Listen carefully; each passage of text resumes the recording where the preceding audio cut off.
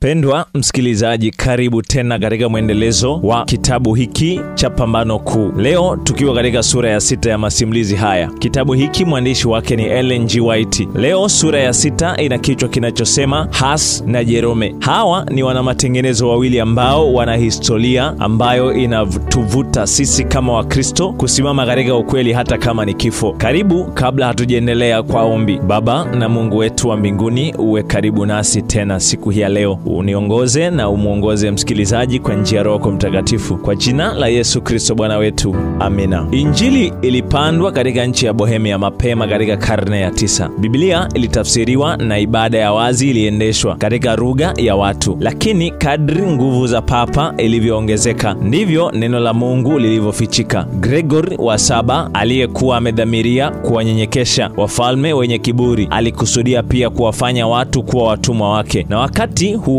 amri ilitolewa kupiga marufuku ibada ya hadhara kuendeshwa katika lugha ya Kibohemia. Papa alitangaza kuwa inampendeza Mungu Mwenyezi kuwa ibada yake iendeshwe katika lugha isiyoeleweka, na kwamba uovu na uzushi mwingi umeibuka kwa kutozingatia kanuni hii. Hivyo Rumi iliagiza kuwa nuru ya neno la Mungu ilipaswa izimwe na watu iliwapasa wafungiwe gizani. Lakini mbingu ilikuwa imeweka mawakala wengine kwa ajili ya kuhifadhi kanisa, na wengi wa Waldensia na Walbigensia waliofukuzwa na mateso kutoka katika nyumba zao katika nchi ya Ufaransa na Italia walikuja Bohemia. Japokuwa hawakusubutu kufundisha kwa wazi, walifanya kazi kwa siri. Kwa njia hiyo imani ya kweli ilihifadhiwa kutoka karne moja hadi karne nyingine. Kabla ya siku za Hasi, kulikuwepo watu katika nchi ya Bohemia walioinuka na kukemea wazi ufisadi katika kanisa na ubadhirifu wa watu. Kazi zao ziliamsha shauku katika maeneo mengi. Hofu za kanisa la Roma ziliamshwa na mateso yalianzishwa dhidi ya wanafunzi wa Injili. Wakiwa wamelazimishwa kuabudu katika misitu na milima, waliwindwa na maaskari na wengi waliuawa. Baada ya muda iliamriwa kuwa wote walioacha ibada ya Kiroma inapaswa wachomwe moto. Lakini wakati wa Kristo walisalimisha maisha yao, walitazamia ushindi wa msimamo wao. Mmoja wa wale waliofundisha kwamba wokovu ulipatikana kwa imani tu kwa Mwokozi aliyesulubiwa alitamka wakati wa kufa, hasira ya maadui wa ukweli sasa inawaka dhidi yetu, lakini haitakuwa ya milele. Atainuka mmoja miongoni mwa watu wa kawaida bila upanga au mamlaka, na watapigana dhidi yake, lakini hawatamshinda. Wakati wa Luther ulikuwa bado uko mbali, lakini tayari mmoja alikuwa akiinuka ambaye ushuhuda wake dhidi ya Roma ungetikisa mataifa. John Huss alizaliwa katika familia maskini, na katika miaka ya awali aliachwa yatima kwa kifo cha baba yake. Mama yake mcha Mungu, kwa kuthamini elimu na kicho cha Mungu katika maisha yake kama rasilimali za thamani sana, alitafuta kumpa mwanawe urithi huu. John Huss alisoma katika shule ya jimbo, na ndipo akajiunga na chuo kikuu cha Prague ambapo alidahiliwa kwa ufadhili. Alisindikizwa kwenda Prague na mama yake ambaye alikuwa mjane na maskini. Hakuwa na zawadi za utajiri wa kidunia za kumpa mwanawe, lakini walipokaribia jiji kubwa alipiga magoti kando ya kijana asiyekuwa na baba yake na kumwombea baraka kutoka kwa baba yao wa mbinguni. Mama alijua kidogo sana jinsi ambavyo ombi lake lingekuja kujibiwa. Akiwa chuoni, mara moja John Huss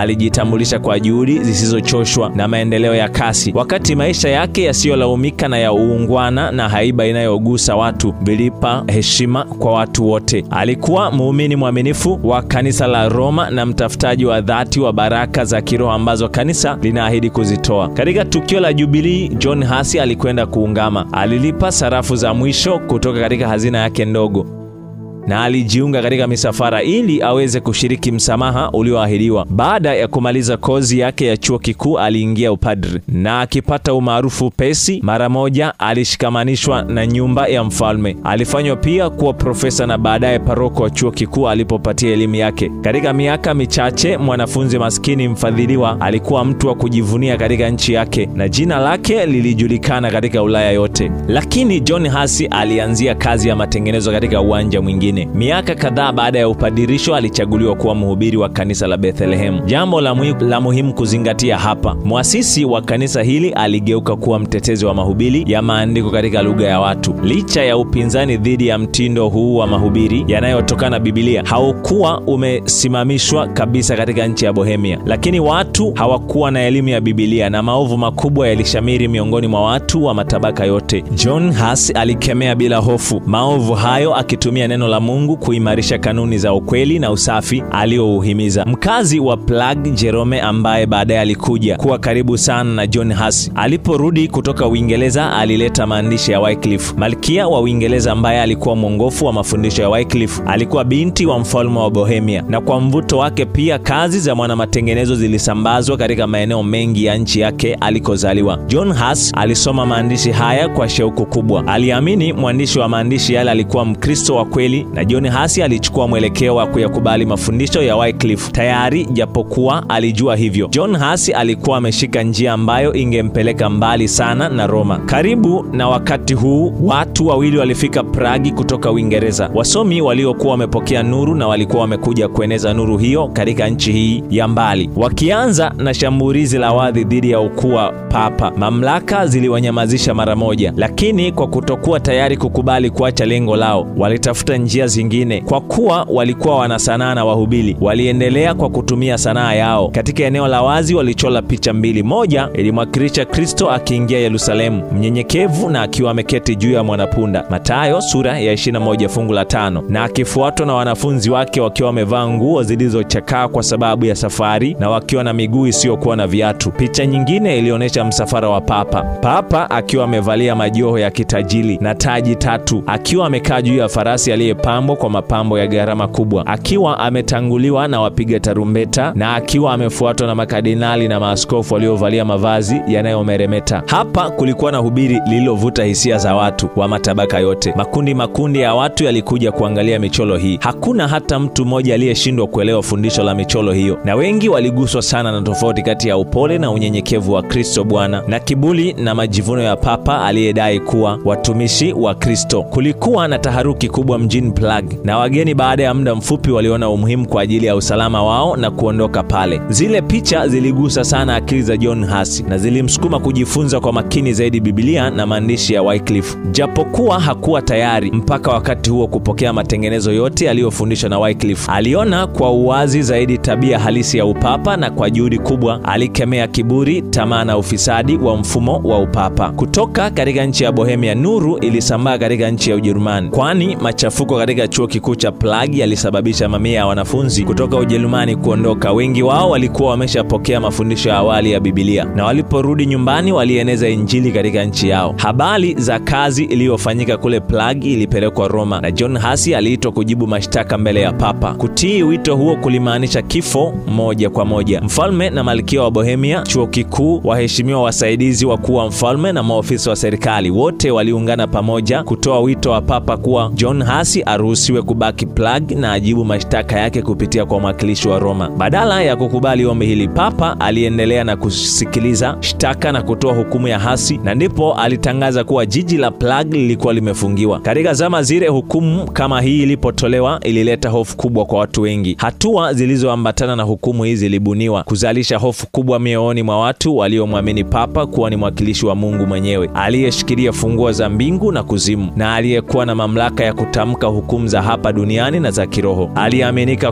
Iliaminika kuwa milango ya mbinguni ilifungwa dhidi ya eneo lililohukumiwa kufungiwa, kuwa mpaka pale ambapo Papa angependezwa kuondoa kufungiwa huko, waliokufa walikuwa wakifungiwa nje ya makao ya amani. Kama ishara ya janga hili la kutisha, huduma zote za dini zilisitishwa, makanisa yalifungiwa, ndoa zilifungiwa katika viwanja vya makanisa, wafu kwa kunyimwa mazishi katika maeneo yaliyowekwa wakfu walizikwa bila kawaida za mazishi katika mitaro au mashamba. Hivyo basi, kwa hatua hizi zilizogusa fikra za watu, Roma ilifanikiwa kutawala dhamiri za watu. Jiji la Prague liliingia katika machafuko makubwa. Kundi kubwa la watu walimlaumu John Huss kama chanzo cha majanga yao yote, na walidai kuwa akabidhiwe kwa mamlaka za Roma ili kisasi cha kanisa kichukue mkondo wake. Kutuliza dhoruba, mwana matengenezo aliondoka kwa muda kwenda kukaa kijijini kwake alikozaliwa. Akiwaandikia marafiki zake aliowaacha pale Prague, alisema, "Ikiwa nimetoweka kuondoshwa kutoka katikati yenu, ni ili nifuate kanuni na mfano wa Yesu Kristo, nisitoe nafasi kwa watu wenye nia mbaya kujiletea hukumu ya milele juu yao, na ili nisiwe chanzo cha usumbufu na mateso kwa watakatifu. Nimepumzika pia kwa sababu ya hofu kuwa mapadri waovu wasiendelee kuzuia kazi ya kuhubiri neno la Mungu miongoni mwenu. Lakini sikuondoka ili ninyi muukane ukweli wa neno la Mungu, ambao kwa ajili yake na msaada wa Mungu niko tayari kufa. John Huss hakuacha kufanya kazi zake, lakini alisafiri katika maeneo yote ya nchi jirani akihubiri Injili kwa watu waliokuwa na shauku. Hivyo hatua ambazo Papa alijielekeza kuzitumia kukandamiza Injili zilikuwa zikiwezesha kusambaa zaidi, maana hatuwezi kutenda neno lolote kinyume cha kweli, bali kwa ajili ya kweli. Wakorinto wa pili sura ya 13 fungu la 8. Akili ya John Huss katika hatua hii ya kazi yake ingeonekana kuwa mandhari ya mgogoro wenye maumivu. Ingawa kanisa lilikuwa likitafuta kumshinda kwa kutumia vitisho, John Huss hakuwa ameacha kutambua mamlaka yake. Kanisa la Roma lilikuwa bado mke wa Kristo, na Papa alikuwa mwakilishi na msaidizi wa karibu wa Mungu. John Huss alikuwa akipiga vita dhidi ya matumizi mabaya ya mamlaka na sio kanuni yenyewe. Jambo hili lilileta mgogoro wa kutisha kati ya imani ya uelewa wake na madai ya dhamiri yake. Ikiwa mamlaka ya kanisa ilikuwa na haki na isiyokosea kama alivyoamini kuwa hivyo, ilikuwaje tena ajisikie kulazimika kutoitii mamlaka yenyewe? Aliona kuitii ni kutenda dhambi, lakini kwa nini utii kwa kanisa lililokosea limfanye kujisikia kutenda dhambi? Hili lilikuwa tatizo lililomshinda kutanzua. Haya yalikuwa mashaka yaliyomtesa saa hadi saa. Suluhisho lililoelekea kumsaidia lilikuwa kwamba jambo lile lilikuwa limejirudia tena, kama ilivyowahi kutokea zamani katika siku za Mwokozi, kuwa viongozi wa kanisa walikuwa wameharibika na kuwa waovu, na walikuwa wakitumia mamlaka halali kukidhi malengo yasiyokuwa halali. Wazo hili alilifanya kuwa mwongozo wake na kuwahubiria wengine wazo hilo liwe mwongozo wao. Msemo kuwa kanuni za maandiko zilizopatikana kwa njia ya uelewa zinapaswa kutawala dhamiri, kwa maneno mengine kwamba Mungu akizungumza katika Biblia na sio katika kanisa likisema kupitia upapa, ndio mwongozo pekee usiokosea. Baada ya vurugu katika jiji la Prague kutulia, John Huss alirudi katika kanisa la Bethlehem kuelekea na kuendelea kwa juhudi na ujasiri mkubwa kuhubiri neno la Mungu. Maadui zake walikuwa kazini na walikuwa na nguvu, lakini malkia na wengi wa waheshimiwa wasaidizi wa karibu wa mfalme walikuwa marafiki zake, na watu wengi walisimama upande wake wakilinganisha mafundisho safi na yanayoinua na maisha matakatifu dhidi ya mafundisho yanayodhalilisha, yasiyokosolewa, yaliyohubiriwa na viongozi wa Roma na tamaa ya mali na uovu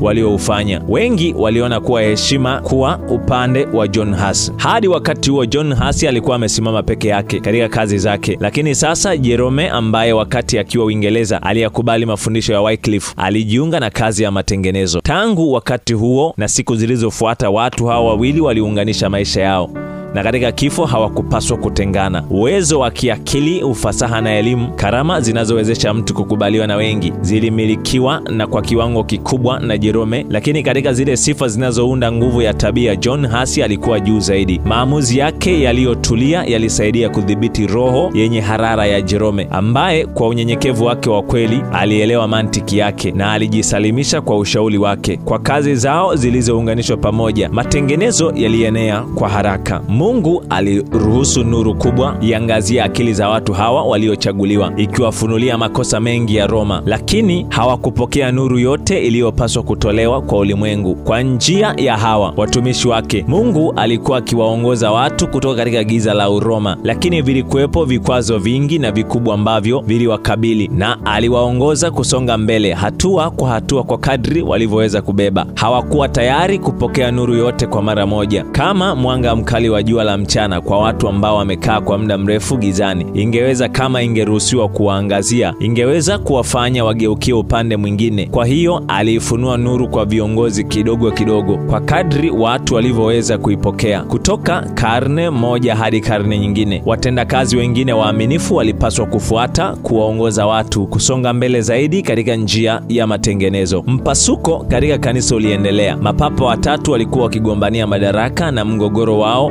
ulijaza uhalifu na vurugu katika ulimwengu wote wa Kikristo. Kwa kutoridhishwa na kurushiana maneno ya laana, waligeukia matumizi ya silaha za kidunia. Kila mmoja wao alijielekeza kununua silaha na kupata askari. Ili kufanikisha swala hilo, ilikuwa lazima pesa ipatikane, na ili kupata pesa, zawadi, vyeo na baraka za kanisa vilikuzwa. Mapadri pia, wakiwaiga wakubwa wao, waligeukia matumizi ya nguvu na vita kuwanyenyekesha wapinzani wao na kuimarisha nguvu yao. Kwa ujasiri uliokuwa ukiongezeka kila siku, John Hussey aliunguruma dhidi ya machukizo yaliyolelewa katika jina la dini, na watu waliwalaumu viongozi wa Uroma kama chanzo cha mateso yaliyogubika Ukristo. Kwa mara nyingine, jiji la Prague lilionekana kuwa kwenye ukingo wa mgogoro na umwagaji damu. Kama ilivyokuwa katika vizazi vya zamani, mtumishi wa Mungu alishtakiwa kama mtaabishaji wa Israeli. Wafalme wa kwanza sura ya 18 fungu la 17. Jiji lilifungiwa tena na John Hussey alikwenda kujificha kijijini kwake alikozaliwa. Ushuhuda uliotolewa kwa uaminifu kutokea katika kanisa lake pendwa la Bethlehem ulikomeshwa. Alikuwa anakwenda kuzungumza kutokea jukwaa pana zaidi kwa ulimwengu wa Ukristo wote kabla ya kusalimisha maisha yake kwa ajili ya ukweli, kutibu maovu yaliyokuwa yameshika usikivu wa watu wa Ulaya. Baraza kuu liliitwa kukutana katika jiji la Constance. Baraza liliitwa kwa utashi wa mfalme Sigismund kupitia kwa mmoja wa mapapa watatu waliokuwa wakisigana, ambaye alikuwa John wa 23. Hitaji la kuwepo kwa baraza lilikuwa mbali kabisa na utashi wa Papa Yohana, ambaye tabia na sera yake isingefaa kutathminiwa hata na maaskofu waliokuwa dhaifu kama walivyokuwa waumini wa kanisa wa nyakati zile. Hakusubutu hata hivyo kupinga matakwa ya Sigismund. Malengo makuu yaliyokusudiwa kutimizwa na baraza yalikuwa kuponya utengano katika kanisa na kung'oa mizizi ya uzushi. Hivyo watu wawili waliokuwa wapinzani wa mapapa waliitwa kuja kujibu mashtaka mbele ya baraza hilo, akiwemo msambazaji mkuu wa hayo maoni mapya, John Hussey. Mfalme Sigismund, kwa kuhofia usalama wake, hakuhudhuria yeye mwenyewe binafsi, lakini aliwakilishwa na wajumbe. Papa Yohana, wakati akionekana kuwa mwalikaji wa baraza, alikuja barazani akiwa na mashaka mengi, akishuku lengo la siri la mfalme la kumwondoa madarakani na akihofia kuwajibishwa kwa maovu yaliyochafua cheo cha upapa na uhalifu uliotumika kukipata. Hata hivyo, aliingia katika jiji la Constance kwa mbwembwe sana, akisindikizwa na viongozi wa kanisa wa ngazi ya juu sana na msafara wa watendaji katika ofisi yake, viongozi wote wa dini na jiji, pamoja na kundi kubwa la wakazi wa jiji uliobebwa na majaji wakuu 4. Mwenyeji alikuwa amebebwa mbele yake na mavazi ya gharama ya makardinali na waheshimiwa vilitengeneza mandhari ya kuvutia sana. Wakati huo huo, msafiri mwingine alikuja akikaribia jiji la Constance. John Hussey alijua hatari zilizotishia maisha yake. Aliachana na marafiki zake kana kwamba hataweza kukutana nao tena, na alisonga mbele akihisi safari yake ilikuwa ikimpeleka kwenye ncha kali ya mti. Pamoja na hayo, alikuwa amepata hakikisho la usalama kutoka kwa mfalme wa Bohemia, na alipata tena hakikisho la usalama kutoka kwa mfalme Sigismund. Akiwa katika safari yake, alifanya mipango yake yote akitazamia uwezekano wa kifo chake. Katika barua yake kwa rafiki zake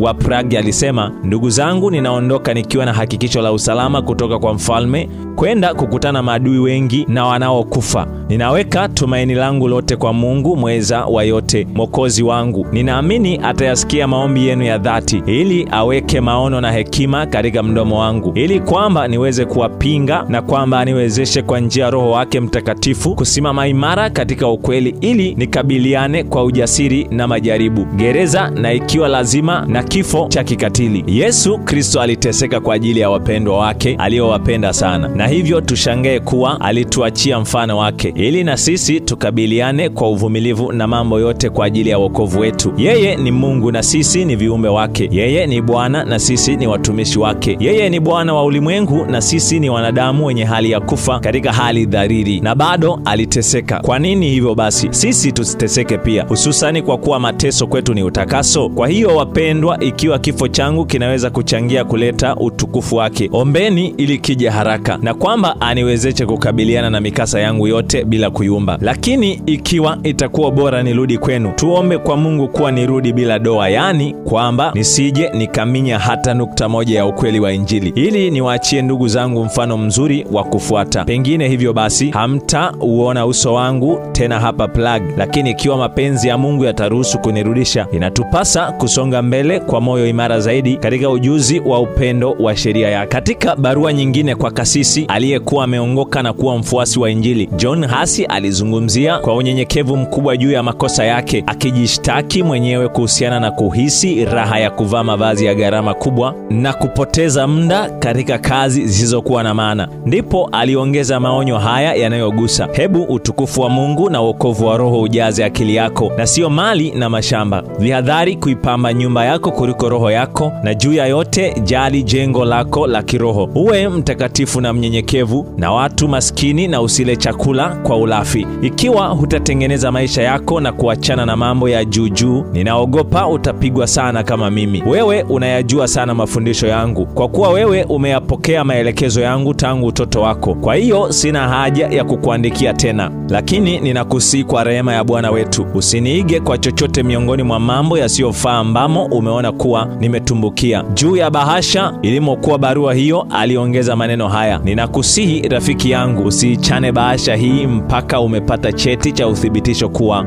nimekufa. Katika safari yake, Hussey aliona kila mahali alama za kusambaa kwa mafundisho yake na jinsi kazi yake ilivyoungwa mkono. Watu walijikusanya kumlaki, na katika baadhi ya miji mahakimu alijitokeza kuwa naye kwenye mitaa yao. Alipowasili katika jiji la Constance, John Hussey alipewa uhuru kamili. Pamoja na hakikisho la usalama kutoka kwa mfalme, kuliongezeka hakikisho la ulinzi binafsi wa papa. Lakini kinyume na ahadi hizi za usalama zilizotolewa kwa matamko ya dhati na kwa kurudia, mwanamatengenezo alikamatwa baada ya muda mfupi kwa amri ya papa na makardinali, na alitupwa katika gereza la kuchukiza. Baadaye alihamishiwa katika jumba moja ng'ambo ya mto Rhine, na huko alishikiliwa kama mfungwa, papa akifaidi kidogo sana kutokana na hila yake. Naye baada ya muda mfupi alitupwa katika gereza lile. Alithibitika mbele ya baraza kuwa na hatia ya uhalifu wa kutisha, mbali na mauaji, utoaji wa hongo ili kupata cheo kanisani, na uzinzi, dhambi zisizostahili kutajwa. Hivyo ndivyo baraza lenyewe lilivyotangaza, na hatimaye alivuliwa kofia ya upapa na alitupwa gerezani, na wapinzani wa upapa pia waliondolewa madarakani na papa mpya alichaguliwa. Ingawa papa mwenyewe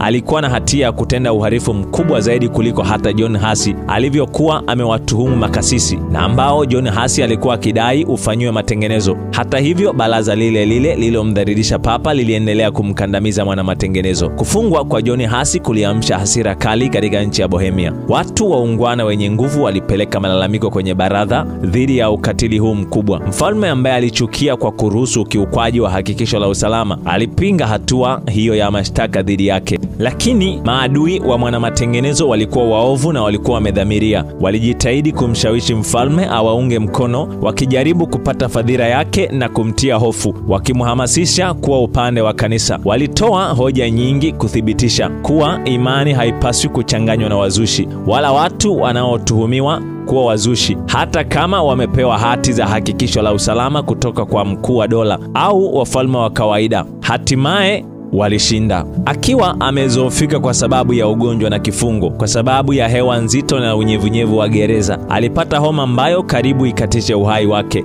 John Hussey hatimaye alifikishwa mbele ya baraza. Akiwa na mzigo mzito wa minyololo, alisimama mbele ya mfalme ambaye heshima na nia yake nzuri ilikuwa imeahidi kumlinda. Wakati wa majaribu yake alisimama daima katika ukweli, na mbele ya viongozi wakuu wa kanisa na serikali waliokusanyika pamoja, alitamka maneno adhimu na ya uaminifu ya kupinga ufisadi wa kanisa. Alipotakiwa kuchagua kati ya kukana mafundisho yake au kuuawa, alikubali kifo cha mfia dini. Neema ya Mungu ilimshikilia. Katika majuma ya mateso yaliyopita kabla ya hukumu yake ya mwisho, amani ya mbinguni ilijaza moyo wake. Ninaandika barua hii, alimwambia rafiki yake, katika gereza langu na mkono wangu wenye pingu, nikitarajia hukumu yangu ya kifo kesho, wakati kwa msaada wa Yesu Kristo tutakapoonana tena katika amani tamu ya maisha yajayo, utaelewa jinsi Mungu alivyojionyesha kuwa mwenye rehema kwangu, jinsi alivyonisaidia katikati ya majaribu na mitihani. Katika giza la gereza lake aliona kabla ushindi wa imani ya kweli. Akirejea katika ndoto zake katika kanisa la Prague ambapo alikuwa amehubiri Injili, aliona papa na maaskofu wake wakiziharibu picha za Kristo alizokuwa amezichola kwenye kuta zake. Njozi hii ilimsumbua, lakini siku iliyofuata aliona wacholaji wengi wakiwa katika kazi ya kuzirudisha picha zile kwa wingi zaidi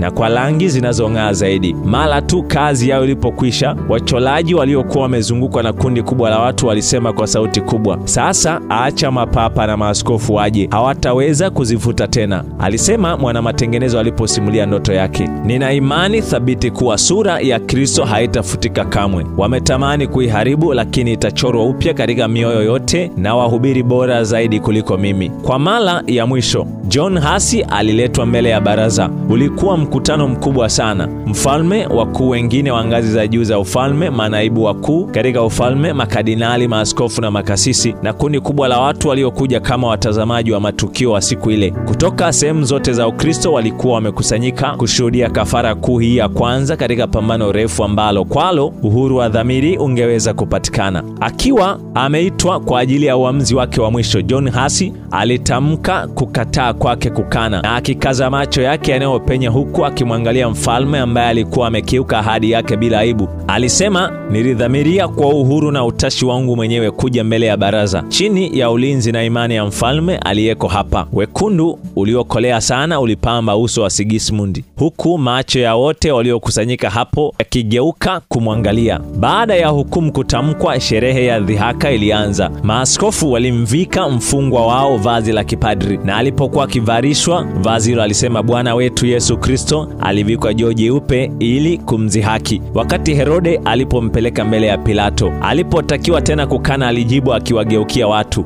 "Ni kwa uso gani tena ningeweza kutazama mbinguni? Ni kwa jinsi gani niwaangalie umati wa watu ambao nimewahubiria Injili? Hapana, ninachukulia wokovu wao kuwa wa muhimu zaidi kuliko mwili huu maskini ambao sasa umepangiwa kuuawa." Nguo ziliondolewa moja baada ya nyingine, na kila askofu alitamka laana alipokuwa akifanya sehemu yake ya sherehe. Hatimaye waliweka kichwani mwake kofia ya karatasi yenye muundo wa piramidi ambayo juu yake ilichorwa picha za kutisha za mashetani pamoja na maneno "mzushi mkuu" yakionekana mbele. Kwa furaha kuu, John Hussey alisema, "Nitavaa taji hii ya aibu kwa ajili yako, Yesu, uliyevaa taji ya miba kwa ajili yangu." Baada ya kuvarishwa hivyo, maaskofu alisema, "Sasa tunaiweka roho yako wakfu kwa yule muovu, na mimi," John Hussey alisema huku akiinua macho yake juu mbinguni, "ninaisalimisha roho yangu mikononi mwako, Bwana Yesu, kwa kuwa wewe ulinikomboa." Sasa alikabidhiwa katika mamlaka za kidunia na kupelekwa mahali pa kuuawa. Msafara mkubwa ulifuata, mamia ya watu wakiwa na silaha, mapadri na maaskofu wakiwa katika mavazi yao ya gharama, na wakazi wa Constance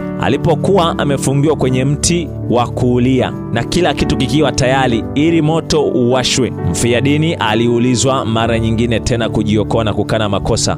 "Makosa gani?" John Hussey aliuliza. "Anapaswa kuyakana. Najua kuwa sina hatia yoyote. Ninamwita Mungu ashuhudie kwa yote niliyoandika na niliyoyahubiri yalikusudiwa kuokoa roho kutoka dhambini na kuepusha na adhabu. Na kwa hiyo kwa furaha kabisa nitathibitisha kwa damu yangu kweli niliyouandika na niliyouhubiri." Wakati moto ulipowashwa na kumzunguka pande zote, alianza kuimba, "Yesu, wewe mwana wa Daudi, unihurumia." Na aliendelea kuimba mpaka sauti yake iliponyamazishwa kabisa. Hata maadui zake waliguswa na ushujaa wake wa kipekee. Mfuasi mkereketwa wa upapa akieleza kifo cha Hussey na cha Jerome ambaye alikufa muda mfupi baadaye, walisema wote wawili walidumisha msimamo wao wa kiakili. Wakati saa yao ya mwisho ilipokaribia, walikuwa wamejiandaa kwa ajili ya moto kana kwamba walikuwa wakienda kwenye sherehe ya harusi. Hawakutoa sauti ya kilio cha maumivu. Wakati moto ulipoinuka, walianza kuimba na ukali wa moto haukuweza kuzuia uimbaji wao. Wakati mwili wa John Hussey ulipoteketezwa kabisa, majivu yake pamoja na udongo uliokuwa umekaliwa na majivu vilikusanywa na kutupwa katika mto wa Rhine na hivyo kuchukuliwa hadi baharini. Watesi wake walijidanganya kuwa wameng'oa mizizi yote ya ukweli aliyouhubiri. Hawakuwa na ndoto yoyote kuwa majivu yaliyochukuliwa siku ile yalikuwa kama mbegu iliyosambazwa katika nchi zote duniani, kwamba katika nchi ambazo walikuwa hawazijui wakati ule ingezaa matunda kuwa ushuhuda kwa ajili ya ukweli. Sauti iliyokuwa imesema katika ukumbi wa baraza la Constance ilikuwa imeamsha miangwi ambayo ingesikika katika zama zote zilizofuata. John Hussey hakuwepo tena, lakini ukweli alioufia usingeangamia kamwe. Mfano wake wa imani na msimamo usioyumba vingewatia moyo watu wengi kusimama imara kwa ajili ya ukweli, wakikabiliwa na mateso na kifo. Kuuawa kwake kuliudhihirishia ulimwengu wote ukatili wa kutisha wa Roma. Maadui wa ukweli, ingawa hawakujua, walikuwa wakihamasisha kazi kazi ambayo walikuwa wakijaribu kuiharibu bila mafanikio. Hata hivyo, bado mti mwingine wa kuunguzia mtu ulikuwa unaandaliwa jijini Constance. Damu ya shahidi mwingine ilipaswa kutoa ushuhuda kwa ajili ya ukweli. Jerome, baada ya kumwaga John Huss alipokuwa akienda kwenye baraza, alimtia moyo awe jasiri na imara, akitangaza kuwa ikiwa angekutana hatari yoyote, yeye mwenyewe angeruka mara moja kwenda kumsaidia. Alipopata taarifa za kufungwa kwake gerezani, mwanafunzi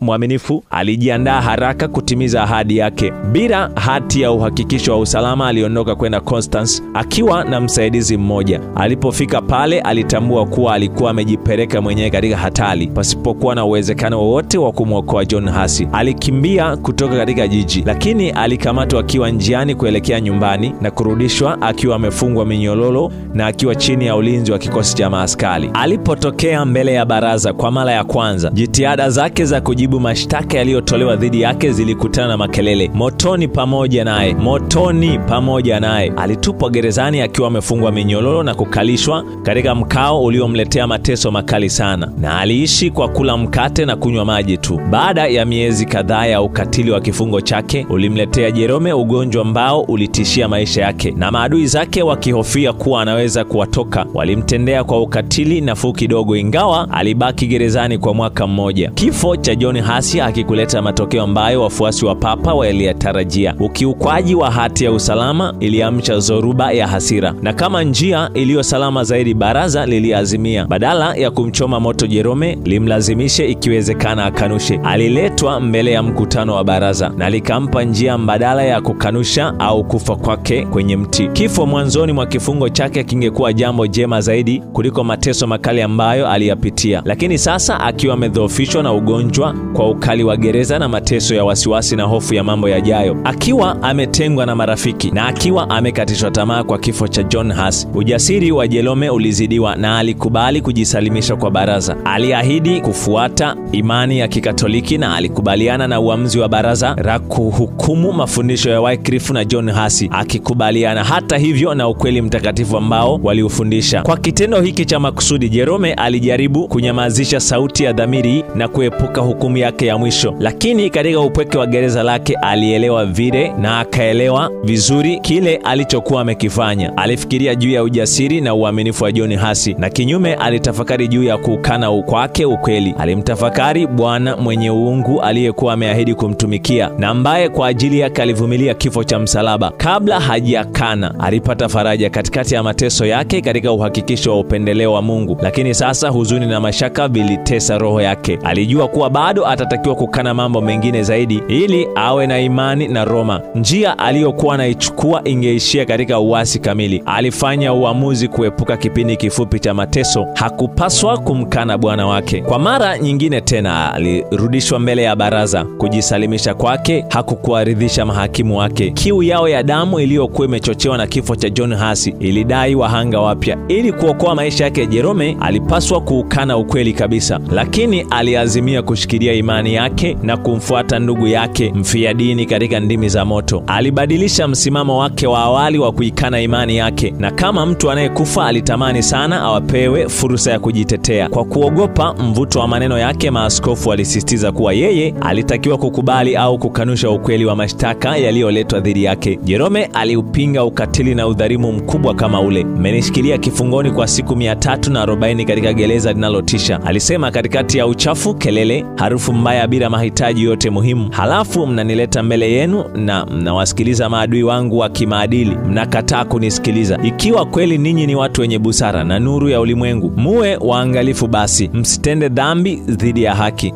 Kama mimi ni mtu dhaifu na mwenye hali ya kufa. Maisha yangu yana umuhimu mdogo sana. Ninapowasihi kuwa msitoe hukumu isiyo na haki, ninazungumza kidogo sana kwa ajili yangu, bali zaidi kwa ajili yenu." Hatimaye ombi lake lilikubaliwa. Akiwa mbele ya majaji, Jerome alipiga magoti na kuomba kuwa Roho wa Mungu atawale mawazo na maneno yake, na kwamba asiseme jambo lolote linalopingana na ukweli au lolote lisilofaa kwa Bwana wake. Kwake siku ile ilitimizwa ahadi ya Mungu kwa wanafunzi wa kwanza: "Nanyi mtachukuliwa mbele ya maliwali na wafalme kwa ajili yangu. Lakini hapo watakapowapeleka, msifikiri jinsi mtakavyosema, maana mtapewa saa ile mtakayosema, kwa kuwa si ninyi msemao, bali ni Roho wa Baba yenu asemaye ndani yenu. Mathayo sura ya 10 fungu la 18 mpaka 20. Maneno ya Jerome yaliamsha mshangao na mvuto hata kwa maadui zake. Kwa mwaka mzima alikuwa kifungoni akiwa hawezi kusoma au kuona, katika maumivu makali ya kimwili na mashaka ya akili. Pamoja na hayo, hoja zake ziliwasilishwa kwa uwazi na nguvu, kana kwamba alikuwa na wakati usiobuguziwa wa kujisomea. Aliwaelekeza wasikilizaji wake kwenye mlolongo wa watu watakatifu waliohukumiwa na majaji dhalimu. Katika na karibu kila kizazi kulikuwepo na watu ambao wakati walikuwa wakitafuta kuwainua watu wa wakati wao walidhihakiwa na kutupwa nje, lakini ambao katika nyakati zilizofuata walikuja kuonekana kuwa wanastahili heshima. Kristo mwenyewe alihukumiwa kama mkosaji katika mahakama dhalimu. Wakati wa kukana, Jerome alikuwa amekubaliana na uhalali wa hukumu iliyomwazibu hasi. Sasa alitangaza toba yake na kushuhudia kutokuwa na hatia na utakatifu wa mfia dini yule.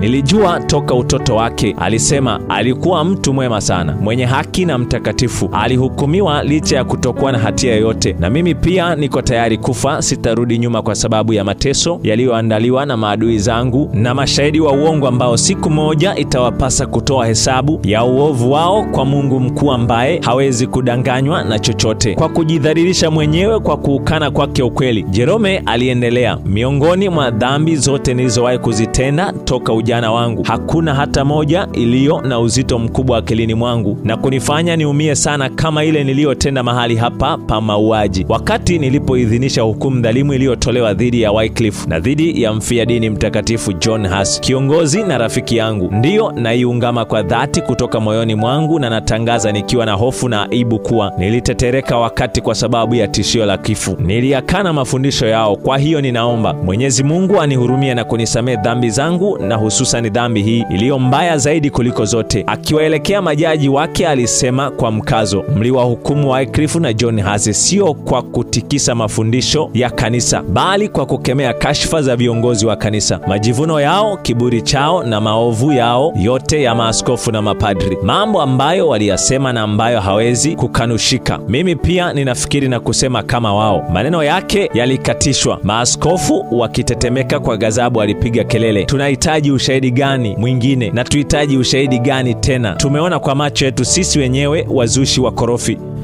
Bila kuyumbishwa na dhoruba, Jerome alisema, nadhani mimi naogopa kufa. Mmeniweka rumande kwa mwaka mzima katika gereza linalotisha ambalo ni baya kuliko kifo chenyewe. Mmenishughulikia kwa ukatili zaidi kuliko Mturuki, Myahudi au mpagani, na nyama ya mwili wangu imeoza na kutaka kutoka kwenye mifupa nikiwa hai, na bado sijalalamika, kwa kuwa maombolezo ni jambo baya kwa mtu mwenye moyo na roho. Lakini siwezi kujizuia kueleza mshangao wangu kwa unyama mkubwa mnaomtendea Mkristo. Dhoruba ya hasira ililipuka tena, na Jerome alipelekwa haraka gerezani. Lakini walikuwepo baadhi ya watu ambao waliguswa sana na maneno yake na ambao walitamani kuokoa maisha yake. Alitembelewa na viongozi wa kanisa na walimsihi ajisalimishe kwa baraza. Marupurupu makubwa yaliahidiwa kwa ajili yake kama zawadi za kuachana na upinzani wake dhidi ya Roma, lakini kama bwana wake alipoahidiwa utukufu wa ulimwengu. Jerome alidumisha msimamo wake. Nithibitisheni makosa yangu katika maandiko matakatifu, alisema, nami nitayakana. Maandiko matakatifu, alifoka mmoja wa wajaribu wake, ndiyo yatumike kuhukumu kila kitu. Ni nani atayaelewa kanisa lisipoyatafsiri? Je, mapokeo ya wanadamu ndiyo yastahili kuaminiwa zaidi kuliko injili ya Mwokozi wetu? Jerome alijibu. Paulo hakuwaagiza aliyoandikia kusikiliza mapokeo ya wanadamu, bali alisema, chunguzeni maandiko. Mzushi ndiyo lilikuwa jibu. Ninajuta kwa kuwabembeleza kwa muda mrefu. Ninaona kuwa mnasukumwa na shetani. Kabla hukumu ya adhabu haijapitishwa dhidi yake, alipelekwa mahali pale pale ambapo John Huss alifia. Alienda akiimba njiani, uso wake ukiwa umeng'aa kwa furaha na amani. Macho yake yalikuwa yameelekezwa kwa Kristo, na kwake kifo kilikuwa sio tishio tena. Wakati muuaji alipokuwa karibu kuwasha kuni, moto ulisimama nyuma yake. Mfia dini alisema, njoo kwa ujasiri, washa moto mbele ya uso wangu. Kama ningekuwa muoga nisingekuwa hapa. Maneno yake ya mwisho yaliyosemwa wakati moto ulipomzunguka alikuwa ya sala. Bwana Baba Mwenyezi, alilia, nihurumie na unisamehe dhambi zangu, kwa kuwa unajua kuwa daima ninaupenda ukweli wako. Sauti yake ilikoma, lakini mikono yake iliendelea kucheza akiwa anaomba. Wakati moto ulipomalizika, majivu ya mfiadini pamoja na udongo uliokuwa umekaliwa na majivu vilikusanywa na kama John Hussey yalitupwa katika mto wa Rhine. Hivyo ndivyo wabeba nuru waaminifu wa Mungu walivyouawa. Lakini nuru ya ukweli walioutangaza, nuru ya mfano wao wa kishujaa, haikuzimwa. Kama vile ambavyo watu wasingeweza kugeuza mwelekeo wa jua, sawa na jinsi wasingeweza kuzuia mapambazuko ya siku ile ambayo yalikuwa yakitokea ulimwenguni. Kifo cha John Hussey kiliwasha moto wa hasira katika nchi ya Bohemia. Ilihisiwa na taifa lote kuwa alikufa kama mawindo ya chuki ya mapadri na hila za mfalme. Alitangazwa kuwa mwalimu mwaminifu wa ukweli, na baraza lililoamrisha kifo chake lilishtakiwa kwa kuhusika na mauaji. Mafundisho yake sasa yalikuwa na mvuto mkubwa zaidi kuliko wakati uliopita. Kwa njia ya maagizo ya Papa, maandishi ya Wycliffe yalitakiwa kuchoma moto, lakini yale yaliyokuwa yamepona kuangamizwa sasa yaliletwa kutoka mafichoni na kusomwa, huku yakilinganishwa na Biblia au sehemu zake kwa kadri watu walivyoweza kuzipata, na wengi waliweza kuongozwa kuikubali imani iliyofanyiwa matengenezo. Wauaji wa John Hussey hawakuweza kuendelea kuwa kimya na kushuhudia ushindi wa kazi yake. Papa na mfalme waliungana kuzima vuguvugu, na majeshi ya Sigismund yalitumwa Bohemia. Lakini mkombozi aliinuliwa, Ziska, ambaye baada ya kuanza vita alipofuka kabisa, lakini ambaye alikuwa jenerali mwenye nguvu nyingi kuliko majenerali wote katika zama zake. Alikuwa kiongozi wa Bohemia, akitumainia msaada wa Mungu na ukweli waliousimamia. Watu wale waliweza kukabiliana na majeshi yenye nguvu kubwa kabisa ambayo yangeletwa dhidi yao. Tena na tena mfalme akiandaa majeshi mapya aliivamia Bohemia, lakini mara zote walirudishwa nyuma kwa aibu kubwa. Wafuasi wa John Hussey walikuwa wameinuliwa juu ya hofu ya kifo, na hakuna chochote kingeweza kusimama dhidi yao. Miaka michache baada ya kuanza vita, Ziska jasiri alikufa, lakini nafasi yake ilijazwa na Procopius, ambaye pia alikuwa jenerali mwenye stadi nyingi za kivita, na katika mambo mengine alikuwa kiongozi mwenye uwezo mkubwa zaidi kuliko hata Ziska. Maadui wa Wabohemia, wakijua kuwa mpiganaji kipofu alikuwa amekufa, waliona na fursa mwafaka kuwa kwao kurudisha vyote vilivyokuwa wamepoteza. Sasa Papa alitangaza vita ya msalaba dhidi ya wafuasi wa John Hussey, na tena jeshi kubwa liliandaliwa dhidi ya Bohemia, lakini walishindwa vibaya sana. Vita nyingine ya msalaba ilitangazwa katika nchi zote zilizokuwa chini ya utawala wa Papa huko Ulaya. Watu, pesa na silaha vilikusanywa. Makundi kwa makundi ya watu walifurika upande wa bendera ya Papa, wakiwa na hakika kuwa hatimaye mwisho wa waumini wa uzushi wa John Hussey ulikuwa umefika. Wakiwa na uhakika wa ushindi, jeshi kubwa liliingia Bohemia. Watu wa Bohemia walijipanga kuwafukuza. Majeshi haya mawili yalikabiliana, na mto uliokuwa katikati yao ndio uliowatenganisha. Maaskari wa msalaba walikuwa jeshi kubwa mno, lakini badala ya kuvuka mto mara moja na kuwavamia wafuasi wa John Hussey ambao ndio walikuwa wamekuja kuwakabili, walisimama kimya wakiwaangalia tu wale wapiganaji. Ndipo kwa ghafla tishio lisilojulikana kuwa lilitoka wapi liliwaangukia wanajeshi wa msalaba. Bila kufanya shambulio lolote, jeshi lile kubwa lilisambaratika na maaskari walitawanyika kana kwamba walifukuzwa na nguvu isiyoonekana. Idadi kubwa miongoni mwao waliuawa na jeshi la wafuasi wa John Hussey lililowafuatilia wanajeshi wa msalaba waliokuwa wakijaribu kukimbia, na nyara nyingi zilianguka katika mikono ya washindi. Matokeo yake, vita badala ya kuwaacha maskini iliwatajirisha wa Bohemia. Miaka michache iliyofuata, chini ya Papa mpya, tena vita nyingine ya msalaba ilitangazwa. Kama ilivyokuwa siku zilizotangulia, watu na mali vilikusanywa kutoka nchi zote za Ulaya zilizokuwa chini ya upapa. Vishawishi vilitolewa kwa watu ambao wangeweza kuingia katika shughuli hii ya hatari. Vilikuwa vikubwa sana. Msamaha kamili wa uhalifu mkubwa kabisa uliahidiwa kwa kila askari wa msalaba. Wote waliofia vitani waliahidiwa zawadi nono mbinguni, na waliotoka salama vitani waliahidiwa kuvuna heshima na utajiri katika uwanja wa vita. Jeshi kubwa lilikusanywa tena, na wakifaulu kuvuka mpaka waliingia Bohemia. Majeshi ya wafuasi wa John Hussey yalirudi nyuma mbele yao, na kwa njia hiyo waliwavuta wavamizi ndani ya nchi zaidi na kuwafanya waone kuwa tayari wameshapata ushindi. Mwishoni, jeshi la Procopius lilisimama na likimgeukia adui lilisonga mbele kupambana nao. Maaskari wa msalaba sasa wakigundua waligundua kosa lao, walilala katika makambi yao wakisubiri mashambulizi yaanze. Wakati sauti ya majeshi yaliyokuwa yakisogea iliposikika, hata kabla ya wafuasi wa John Huss hawajaonekana mafichoni pao, hofu iliwashika tena askari wa msalaba. Wakuu, majenerali na maaskari wa kawaida wakitupilia mbali silaha zao, walikimbia kuelekea pande zote bila mafanikio. Mwakilishi wa papa ambaye alikuwa kiongozi wa uvamizi alijaribu kuyahamasisha majeshi yaliyokuwa yametishika na kusambaratika. Licha ya jitihada zake nyingi, yeye mwenyewe alijikuta amechukuliwa na mkondo wa maaskari waliokuwa wakikimbia kwa hofu. Walishindwa kabisa, na kwa mara nyingine tena nyara nyingi ziliangukia katika mikono ya washindi. Hivyo kwa mara ya pili jeshi kubwa lililotumwa na mataifa yenye nguvu kubwa kuliko yote huko Ulaya, jeshi la watu jasiri, wazoefu wa vita, waliofundishwa na wenye silaha zote za kivita, walikimbia kwa kutumia silaha yote mbele ya walinzi wa nchi ambayo wakati huo ilikuwa dhaifu. Hapa kulikuwepo udhihirisho wa nguvu ya Mungu. Wavamizi walipigwa kwa hofu inayopita nguvu za kibinadamu. Yeye aliyeyashinda majeshi ya Farao katika bahari ya Shamu, aliyeyakimbiza majeshi ya Wamidiani mbele ya Gibeoni na watu wake 300, ambaye katika usiku mmoja aliwanyenyekesha majeshi ya Ashuru yenye kiburi, alikuwa amenyosha tena mkono wake kukausha nguvu za mkandamizaji. Hapo waliingiwa na hofu pasipokuwapo hofu, maana Mungu ameitawanya mifupa yake aliyekuhusuru. Amewatia aibu kwa sababu Mungu amewadharau. Zaburi 53 fungu la 5. Viongozi wa upapa baada ya kukata tamaa ya kushinda kwa kutumia nguvu, hatimaye walijielekeza katika kujenga mahusiano mema. Maafikiano yalifanywa kuwa wakati wakidai kuwapa watu wa Bohemia uhuru wa dhamiri. Kiuhalisia waliwasaliti na kuwaweka chini ya mamlaka ya Roma. Wabohemia walikuwa wameweka masharti 4 ya amani na Roma: uhuru wa kuhubiri Biblia, haki ya kanisa lote kushiriki mkate na divai wakati wa ushirika mtakatifu, matumizi ya lugha ya nyumbani katika ibada, kuwaondoa kabisa viongozi wa kanisa katika majukumu na mamlaka zisizo za kidini, na kukitokea uhalifu, mahakama za kiraia ziwe na mamlaka juu ya viongozi wa kidini na waumini wa kawaida. Na mamlaka za kipapa hatimaye ziliafiki kuwa vipengele vya wafuasi wa John Huss vikubaliwe, lakini waliweka sharti kuwa haki ya kuvifafanua vipengele hivyo, yani haki ya kuamua maana yake hasa, ibakie kuwa ya baraza. Kwa maneno mengine, ibakie kwa papa na mfalme. Kwa msingi huu mkataba uliandikwa na Roma ilipata kwa ujanja na hila kila ambacho ilishindwa kupata kwa kutumia mapambano, kwa kuwa kuweka tafsiri yake ya masharti ya wafuasi wa John Huss kama ilivyokuwa kwa Biblia, Roma ingeweza kupotosha maana yake ili kutekeleza makusudi yake.